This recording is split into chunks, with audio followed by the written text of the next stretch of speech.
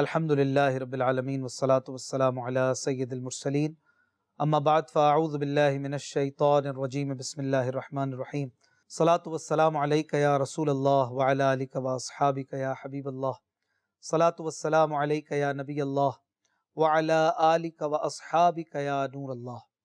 مدری چینل کے ناظرین ایک بار پھر دیکھ رہے ہیں پروگرام قرآن پاک ترجمہ و تفسیر کے ساتھ۔ الحمدللہ ترتیب وار درس قرآن جاری ہے اور سورہ آل عمران آیت نمبر 167 تک پچھلے پروگرام میں ہم نے سننے کی سعادت پائی تھی۔ آیت نمبر 168 سے اپنے درس کا آج ہم آغاز کرتے ہیں۔ نبی مکرم صلی اللہ علیہ وآلہ وسلم کا فرمان عالی شان ہے، تم مجھ پر درود پڑھو اللہ تم پر رحمت بھیجے گا۔ صلو علی الحبیب صلی اللہ علی محمد صلی اللہ علیہ وآلہ وسلم۔ اعوذ باللہ من الشیطان الرجیم بسم اللہ الرحمن الرحیم۔ الذین قالوا لإخوانهم وقعدوا لو اطاعونا ما قتلوا قل فادرؤوا عن انفسکم الموت ان کنتم صادقین۔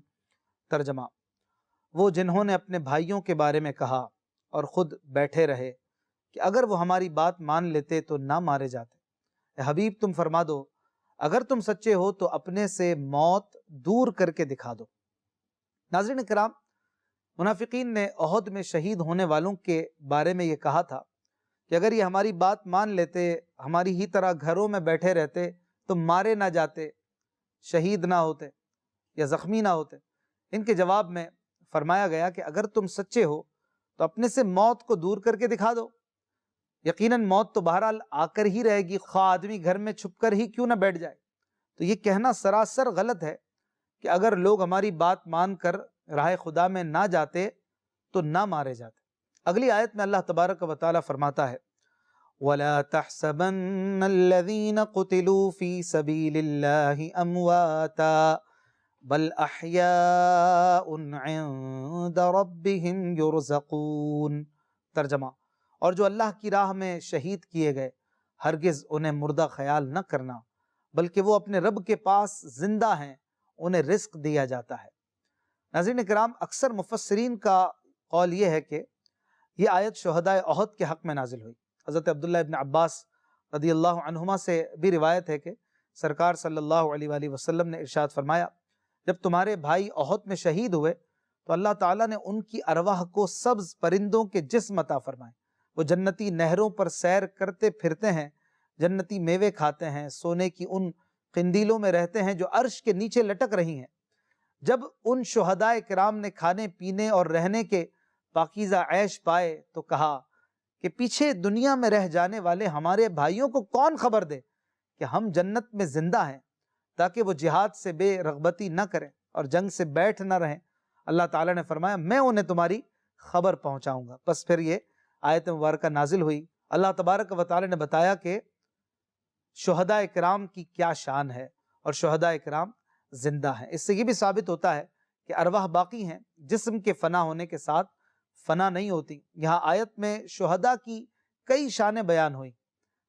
ایک تو یہ فرمایا کہ وہ کامل زندگی والے ہیں، وہ اللہ کے پاس ہیں، انہیں رب کریم کی طرف سے رزق دیا جاتا ہے، روزی ملتی رہتی ہے، وہ بہت خوش باش ہیں، اور شہداء کرام زندوں کی طرح کھاتے پیتے اور عیش کرتے ہیں۔ اور آیت مبارکہ اس پر دلالت کرتی ہے ناظرین کہ شہیدوں کے روح اور جسم دونوں زندہ ہیں، اور علماء نے فرمایا کہ شہداء کے جسم قبروں میں محفوظ رہتے ہیں، مٹی ان کو نقصان نہیں پہنچاتی۔ اور صحابہ رضی اللہ عنہم کے زمانے میں اور اس کے بعد اس بات کا بکثرت معائنہ ہوا ہے کہ اگر کبھی شہداء کی قبریں کھل گئیں تو ان کے جسم تر و تازہ پائے گئے۔ سبحان اللہ۔ اگلی آیت میں اللہ تبارک و تعالی فرماتا ہے فَرِحِينَ بِمَا آتَاهُمُ اللَّهُ مِن فَضْلِهِ وَيَسْتَبْشِرُونَ بِالَّذِينَ لَمْ يَلْحَقُوا بِهِم مِّن خَلْفِهِمْ أَلَّا خَوْفٌ عَلَيْهِمْ وَلَا هُمْ يَحْزَنُونَ۔ ترجمہ: وہ اس پر خوش ہیں جو اللہ نے انہیں اپنے فضل سے دیا ہے، اور اپنے پیچھے رہ جانے والے اپنے بھائیوں پر بھی خوش ہیں جو ابھی ان سے نہیں ملے، کہ ان پر نہ کوئی خوف ہے اور نہ وہ غمگین ہوں گے۔ ناظرین کرام، شہداء اکرام کے بارے میں فرمایا جا رہا ہے کہ وہ اللہ تعالیٰ کے فضل و کرم، انعام و احسان، اعزاز و اکرام اور موت کے بعد اعلیٰ قسم کی زندگی دیے جانے پر خوش ہیں، نیز اس پر بھی خوش ہیں کہ اللہ تعالیٰ نے انہیں اپنا مقرب بنا لیا، جنت کا رزق اور اس کی نعمتیں عطا فرمائیں، اور جنت کی منزلیں حاصل کرنے کے لیے شہادت کی توفیق عطا فرمائی۔ اسی طرح وہ اس بات پر بھی خوشی منا رہے ہیں کہ ان کے بعد دنیا میں رہ جانے والے ان کے مسلمان بھائی دنیا میں ایمان اور تقوی پر قائم ہیں، اور جب وہ بھی شہید ہو کر ان کے ساتھ ملیں گے تو وہ بھی ان کرم نوازیوں کو پائیں گے اور قیامت کے دن امن اور چین کے ساتھ اٹھائے جائیں گے۔ اگلی آیت میں اللہ تبارک و تعالی فرماتا ہے يَسْتَبْشِرُونَ بِنِعْمَةٍ مِّنَ اللَّهِ وَفَضْلٍ وَأَنَّ اللَّهَ لَا يُضِيعُ أَجْرَ الْمُؤْمِنِينَ۔ ترجمہ: وہ اللہ کی نعمت اور فضل پر خوشیاں منا رہے ہیں اور اس بات پر کہ اللہ ایمان والوں کا اجر ضائع نہیں فرمائے گا۔ ناظرین، شہداء اللہ پاک کے فضل اور اس کی نعمت پر خوشیاں مناتے ہیں، اور ان کے ہر زخم کے بدلے اللہ تعالیٰ کی رحمت کی بارشیں ان پر نازل ہوتی ہیں۔ حضرت ابو ہریرہ رضی اللہ عنہ سے روایت ہے کہ نبی کریم صلی اللہ علیہ وآلہ وسلم نے فرمایا، جس کسی کے راہ خدا میں زخم لگا وہ روز قیامت ایسا ہی آئے گا جیسا زخم لگنے کے وقت تھا، اس کے خون میں خوشبو مشک کی ہوگی اور رنگ خون کا ہوگا۔ اسی طرح حضرت ابو ہریرہ رضی اللہ عنہ سے ایک اور روایت ہے، سرکار دو عالم صلی اللہ علیہ وآلہ وسلم نے ارشاد فرمایا کہ شہید کو مرنے کی تکلیف نہیں ہوتی مگر ایسی جیسی کسی کو ایک خراش لگے۔ حضرت عبداللہ بن عمر رضی اللہ عنہما سے روایت ہے کہ حضور اقدس صلی اللہ علیہ وآلہ وسلم نے فرمایا کہ شہید کے تمام گناہ معاف کر دیے جاتے ہیں سوائے قرض کے۔ حضرت انس بن مالک رضی اللہ عنہ سے روایت ہے، حضور پرنور صلی اللہ علیہ وآلہ وسلم نے ارشاد فرمایا، جنت میں جانے کے بعد شہید یہ تمنا کرے گا کہ مجھے دوبارہ دنیا میں بھیج دیا جائے اور 10 بار اللہ کے راستے میں قتل کیا جاؤں۔ حضرت ابو ہریرہ رضی اللہ تعالیٰ عنہ سے ایک اور روایت ہے، حضور جان عالم صلی اللہ علیہ وآلہ وسلم نے فرمایا، اس ذات کی قسم جس کے قبضہ قدرت میں میری جان ہے، میری یہ تمنا ہے کہ میں اللہ پاک کے راستے میں جہاد کروں پھر شہید کیا جاؤں، پھر جہاد کروں پھر شہید کیا جاؤں، پھر جہاد کروں پھر شہید کیا جاؤں۔ حضرت اسلم رضی اللہ عنہ فرماتے ہیں کہ حضرت عمر فاروق اعظم رضی اللہ عنہ یہ دعا مانگا کرتے تھے، اللہم ارزقنی شہادتا فی سبیلک واجعل موتی فی بلد رسولک، اے اللہ مجھے اپنی راہ میں شہادت عطا فرما اور مجھے اپنے رسول صلی اللہ علیہ وآلہ وسلم کے شہر میں وفات نصیب فرما۔ سبحان اللہ۔ تو شہادت یہ بہت عظیم نعمت ہے اور شہیدوں کی شان کے کیا کہنے، سبحان اللہ۔ اگلی آیت میں اللہ تبارک و تعالی فرماتا ہے، الذین استجابوا للہ والرسول من بعد ما اصابهم القرح للذین احسنوا منہم واتقوا اجر عظیم۔ ترجمہ: وہ لوگ جو اللہ اور رسول کے بلانے پر زخمی ہونے کے باوجود فوراً حاضر ہو گئے، ان نیک بندوں اور پرہیزگاروں کے لیے بڑا ثواب ہے۔ ناظرین کرام، جنگ احد سے فارغ ہونے کے بعد جب ابو سفیان اپنے ہمراہیوں کے ساتھ روحہ نامی جگہ پہنچا تو انہیں افسوس ہوا کہ وہ واپس کیوں آ گئے، مسلمانوں کا بالکل خاتمہ ہی کیوں نہ کر دیا۔ یہ خیال کر کے انہوں نے پھر واپس ہونے کا ارادہ کیا تو تاجدار مدینہ صلی اللہ علیہ وآلہ وسلم نے ابو سفیان کے تعاقب کے لیے روانگی کا اعلان فرما دیا۔ صحابہ اکرام کی ایک جماعت جن کی تعداد تقریباً 70 تھی اور وہ زخموں سے چور چور تھے، حضور علیہ السلام کے اعلان پر حاضر ہو گئے اور آپ صلی اللہ علیہ وآلہ وسلم اس جماعت کو لے کر ابو سفیان کے تعاقب میں روانہ ہو گئے۔ جب حضور انور صلی اللہ علیہ وآلہ وسلم حمراء الاسد نامی جگہ پر پہنچے تو مدینے سے تقریباً 8 میل کے فاصلے پر ہے، تو وہاں معلوم ہوا کہ مشرکین خوف زدہ ہو کر بھاگ گئے ہیں۔ انہیں پتہ چلا ہوگا کہ نبی پاک صلی اللہ علیہ وآلہ وسلم اور آپ کے ساتھی یہ کمزور نہیں پڑے، بلکہ وہ تو اور جرأت و بہادری کے ساتھ ہمارا تعاقب کرنے کے لیے نکل کھڑے ہوئے ہیں۔ تو پھر وہ روب میں آ گئے اور بھاگ گئے، اور اللہ پاک نے ان کی عظمت اور ہمت کا بیان بھی کیسا پیارا فرمایا کہ زخموں سے چور چور ہونے کے باوجود سرکار دو عالم صلی اللہ علیہ وسلم کے حکم پر یہ فوراً حاضر ہو گئی۔ یہ کتنی بڑی بات ہے، اللہ اکبر۔ من بعد ما اصابهم القرح، انہیں تکلیف پہنچی ہوئی تھی، زخم لگے ہوئے تھے، اس کے بعد بھی انہوں نے یہ نہ کہا کہ ہم ابھی تو زخمی ہیں، اب تو ہمیں چھوڑ دیجئے، ابھی تو معاف کیجئے۔ نہ، جب اللہ کے نبی کا حکم ہوا، لبیک کہتے ہوئے کھڑے ہو گئے اور کفار کہ دلوں پر پھر رعب بھی طاری ہو گیا اور یہ غازی بن کر لوٹے۔ اقبال نے کہا نا، یہ غازی یہ تیرے پراسرار بندے، جنہیں تو نے بخشا ہے ذوق خدائی، دو نیم ان کی ٹھوکر سے دریا و صحرا، سمٹ کر پہاڑ ان کی ہیبت سے رائی، شہادت ہے مطلوب و مقصود مومن، نہ مال غنیمت نہ کشور کشائی۔ سبحان اللہ۔ اگلی آیت میں اللہ پاک ارشاد فرماتا ہے، الذین قال لهم الناس ان الناس قد جمعوا لكم فاخشوهم فزادهم ایمانا وقالوا حسبنا اللہ ونعم الوکیل۔ ترجمہ، یہ وہ لوگ ہیں جن سے لوگوں نے کہا کہ لوگوں نے تمہارے لیے ایک لشکر جمع کر لیا ہے، سو ان سے ڈرو، تو ان کے ایمان میں اور اضافہ ہو گیا اور کہنے لگے ہمیں اللہ کافی ہے اور کیا ہی اچھا کارساز ہے۔ آگے اللہ پاک فرماتا ہے، فَانْقَلَبُوا بِنِعْمَةٍ مِّنَ اللَّهِ وَفَضْلٍ لَّمْ يَمْسَسْهُمْ سُوءٌ وَاتَّبَعُوا رِضْوَانَ اللَّهِ وَاللَّهُ ذُو فَضْلٍ عَظِيمٍ۔ ترجمہ، پھر یہ اللہ کے احسان اور فضل کے ساتھ واپس لوٹے، انہیں کوئی تکلیف نہ پہنچی اور انہوں نے اللہ کی رضا کی پیروی کی اور اللہ بڑے فضل والا ہے۔ ناظرین کرام، جنگ احد سے واپس ہوتے ہوئے ابو سفیان نے نبی کریم صلی اللہ علیہ وآلہ وسلم کو پکار کر کہہ دیا تھا کہ اگلے سال ہماری آپ کی مقام بدر میں جنگ ہوگی۔ حضور علیہ السلام نے جواب میں فرمایا انشاءاللہ۔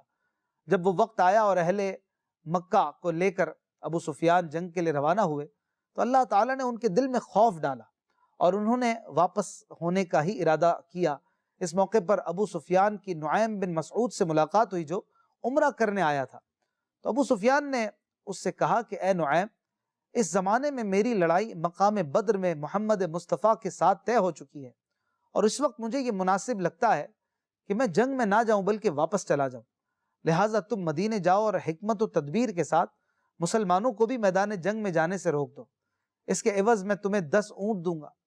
نعیم نے مدینے پہنچ کر دیکھا کہ مسلمان جنگ کی تیاری کر رہے ہیں، یہ دیکھ کر ان سے کہنے لگا کہ تم جنگ کے لیے جانا چاہتے ہو؟ اہل مکہ نے تمہارے لیے بڑے لشکر جمع کیے ہیں، خدا کی قسم تم میں سے ایک بھی سلامت واپس نہ آئے گا۔ حضور سید المرسلین صلی اللہ علیہ وآلہ وسلم نے فرمایا کہ خدا کی قسم میں ضرور جاؤں گا چاہے میرے ساتھ کوئی بھی نہ ہو۔ چنانچہ حضور صلی اللہ علیہ وآلہ وسلم 70 صحابہ اکرام رضی اللہ عنہم کو ساتھ لے کر حسبنا اللہ ونعم الوکیل پڑھتے ہوئے روانہ ہوئے اور بدر میں پہنچے اور وہاں 8 دن قیام کیا۔ مال تجارت ساتھ تھا، اسے بھی فروخت کیا، خوب نفع ہوا اور پھر سلامتی کے ساتھ مدینہ طیبہ واپس ہوئے اور نہ کفار آئے اور نہ جنگ ہوئی، چونکہ ابو سفیان اور اہل مکہ خوفزدہ ہو کر مکہ مکرمہ کو واپس ہو گئے تھے۔ اس واقعے کے متعلق اس آیت میں بیان کیا جا رہا ہے کہ اللہ کا انعام بھی ملا، فضل بھی ملا، تجارت میں فائدہ بھی ملا اور رضائے مولا بھی ملی اور کوئی نقصان بھی نہ ہوا، کوئی جنگ نہ ہوئی، کوئی زخم نہ لگا، کوئی شہادت نہ ہوئی۔ اللہ تعالیٰ نے انہیں کیسی عزت عطا فرمائی۔ اس واقعے کو بدر صغریٰ کا واقعہ بھی کہتے ہیں اور اس واقعے سے بھی صحابہ اکرام رضی اللہ عنہم کی عظمت واضح ہوتی ہے کہ جب انہیں کافروں کے بڑے بڑے لشکروں سے ڈرایا جا رہا ہے تو بجائے ڈرنے کے اور بزدلی دکھانے کے ان کی ہمت اور جواں مردی بڑھ جاتی ہے، ان کے ایمان میں اضافہ ہو جاتا ہے، ان کی زبانوں پر ایک ہی وظیفہ جاری ہوتا ہے کہ ہمیں اللہ کافی ہے، وہی سب سے اچھا کارساز ہے۔ اقبال کہتا ہے نا، کافر ہے تو شمشیر پہ کرتا ہے بھروسہ، کافر ہے تو شمشیر پہ کرتا ہے بھروسہ، مومن ہے تو بے تیغ بھی لڑتا ہے سپاہی۔ سبحان اللہ۔ تو اصل اللہ کی رضا یہ مقصود ہو جب تو پھر دنیا کا خوف نہیں رہتا، دنیا کی پریشانیاں اور دنیا چھوٹ جانے کا بھی غم نہیں رہتا۔ اللہ پاک ہمیں اپنی رضا کا پیکر بناتے۔ اگلی آیت میں اللہ پاک ارشاد فرماتا ہے، انما ذالکم الشیطان یخوف اولیاءہ فلا تخافوهم وخافون ان کنتم مؤمنین۔ ترجمہ، بے شک وہ تو شیطان ہی ہے جو اپنے دوستوں سے ڈراتا ہے، تو تم ان سے نہ ڈرو اور مجھ سے ڈرو اگر تم ایمان والے ہو۔ ناظرین، یہاں پچھلے واقعے ہی کا بیان ہے کہ وہ تو شیطان ہے جو مسلمانوں کو مشرکین کی کثرت سے ڈراتا ہے، جیسا کہ نعیم بن مسعود نے کیا کہ وہ اپنے دوستوں سے ڈراتا ہے، لیکن اللہ تعالیٰ تمہیں حکم دیتا ہے کہ ان منافقین اور مشرکین کا خوف نہ کرو جو شیطان کے دوست ہیں، بلکہ صرف اللہ پاک سے ڈرو، کیونکہ ایمان کا تقاضا ہی یہ ہے کہ بندے کو خدا کا خوف ہو، اور جب یہ خوف پیدا ہو جاتا ہے تو پھر کسی دوسرے کا خوف باقی نہیں رہتا۔ اس آیت مبارکہ سے پتہ چلا کہ مسلمانوں کو کافروں سے ڈرانا، مسلمانوں کے حوصلے پست کرنا، ان کے سامنے کافروں کی طاقت کو بڑا چڑھا کر پیش کرنا تاکہ مسلمان ہمت ہار بیٹھیں اور کفار سے مقابلے کا نام تک نہ لیں، یہ حرکتیں کفار اور منافقین کی ہیں۔ ایسے لوگوں کی ہمارے زمانے میں کمی نہیں جنہیں مسلمانوں کو تو ہمت و حوصلہ دینے کی توفیق نہیں ہوتی، لیکن وہ کفار کی طاقت کو ایسا بڑا چڑھا کر پیش کریں گے کہ مسلمان ان سے مقابلے کا نام لینے سے بھی گھبرائیں۔ اخبار وغیرہ کا مطالعہ کرنے والے اس بات کو جانتے ہیں، لہٰذا مسلمانوں کو چاہیے کہ وہ ہمیشہ اللہ پاک سے ڈرتے رہیں اور ہمت اور جرت و بہادری کا مظاہرہ کیا کریں۔ اگلی آیت میں اللہ پاک ارشاد فرماتا ہے وَلَا يَحْزُنكَ الَّذِينَ يُسَارِعُونَ فِي الْكُفْرِ إِنَّهُمْ لَن يَضُرُّوا اللَّهَ شَيْئًا يُرِيدُ اللَّهُ أَلَّا يَجْعَلَ لَهُمْ حَظًّا فِي الْآخِرَةِ وَلَهُمْ عَذَابٌ عَظِيمٌ۔ ترجمہ، اور اے حبیب تم ان کا کچھ غم نہ کرو جو کفر میں دوڑے جا رہے ہیں، وہ اللہ کا کچھ نہیں بگاڑ سکیں گے۔ اللہ یہ چاہتا ہے کہ ان کا آخرت میں کوئی حصہ نہ رکھے اور ان کے لیے بڑا عذاب ہے۔ حضور اقدس صلی اللہ علیہ وآلہ وسلم کی تسلی کے لیے ناظرین یہ آیت مبارکہ نازل ہوئی کہ آپ صلی اللہ علیہ وآلہ وسلم ان لوگوں کا غم نہ کریں جو کفر میں دوڑے جا رہے ہیں اور اس کے لیے کوشش کرتے ہیں، خواہ وہ کفار قریش ہوں یا منافقین یا یہودیوں کے سردار یا اسلام کو چھوڑ دینے والے مرتدین، یہ سب آپ کے مقابلے کے لیے کتنے ہی لشکر جمع کر لیں کامیاب نہ ہوں گے۔ اور ان کے حق میں اللہ تعالیٰ یہ چاہتا ہے کہ قیامت کے دن لوگوں کو ملنے والے ثواب میں ان کا کوئی حصہ نہ رکھے، اسی لیے اس نے انہیں ان کے کفر و سرکشی میں بھٹکتا چھوڑ دیا ہے اور ان کے لیے اخروی ثواب سے مکمل محرومی ہے اور جہنم بھی ان کا مقدر ہے۔ تو اے حبیب صلی اللہ علیہ وآلہ وسلم جن کے لیے ناکامی، محرومی اور دردناک عذاب مقدر ہو چکا ہے، ان سے کوئی ڈرنے کی ضرورت نہیں ہے۔ اگلی آیت میں اللہ پاک ارشاد فرماتا ہے ان الذين اشتروا الكفر بالايمان لن يضروا الله شيئا ولهم عذاب الیم۔ ترجمہ، بے شک وہ لوگ جنہوں نے ایمان کے بجائے کفر اختیار کیا وہ ہرگز اللہ کا کچھ نہیں بگاڑ سکیں گے اور ان کے لیے دردناک عذاب ہے۔ ناظرین، ارشاد فرمایا کہ وہ منافقین جو کلمہ ایمان پڑھنے کے بعد کافر ہوئے، یا وہ لوگ جو ایمان پر قادر ہونے کے باوجود کافر ہی رہے اور ایمان نہ لائے، یا اللہ پاک کا کچھ نہ بگاڑ سکیں گے بلکہ ان کا اپنا کفر، ان کا وبال انہی کے سر آئے گا اور وہ خود اپنا ہی بگاڑ رہے ہیں جو بھی بگاڑ رہے ہیں۔ اگلی آیت میں اللہ پاک ارشاد فرماتا ہے وَلَا يَحْسَبَنَّ الَّذِينَ كَفَرُوا أَنَّمَا نُمْلِي لَهُمْ خَيْرٌ لِأَنفُسِهِمْ إِنَّمَا نُمْلِي لَهُمْ لِيَزْدَادُوا إِثْمًا وَلَهُمْ عَذَابٌ مُهِينٌ۔ ترجمہ، اور کافر ہرگز یہ گمان نہ رکھیں کہ ہم انہیں جو مہلت دے رہے ہیں یہ ان کے لیے بہتر ہے، ہم تو صرف اس لیے انہیں مہلت دے رہے ہیں کہ ان کے گناہ اور زیادہ ہو جائیں اور ان کے لیے ذلت کا عذاب ہے۔